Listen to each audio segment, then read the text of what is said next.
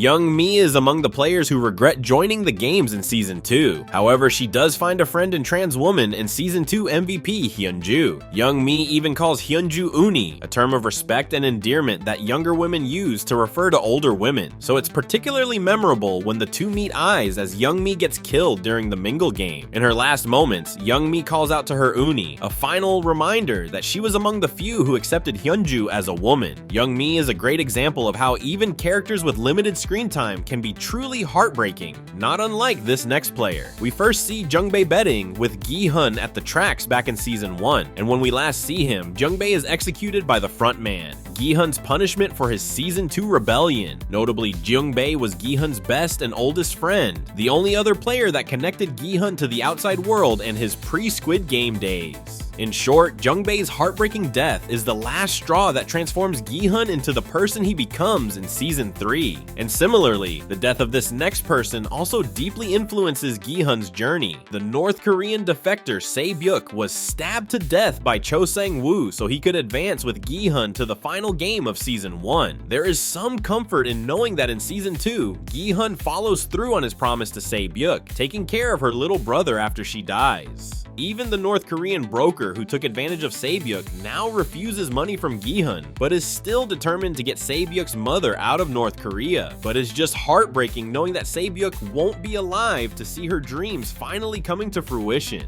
That said, Sae-byeok is at least well remembered by those who loved her, unlike this next player. Ali Abdul was killed during Season 1 after Sang-woo switched his bag of marbles with pebbles. If you don't remember Ali, he's the guy who saves Gi-hun during the very first game of Red Light Green Light, risking his own life for a stranger. Before all that, Ali was a migrant worker who was denied his paycheck for 6 months, leading to the accident that forced Ali into the games. In another life, Ali would have been the altruistic protagonist that eventually seeks to bring the games to an end. But fate had other plans, and with that, we finally come to the single most heartbreaking death in the show.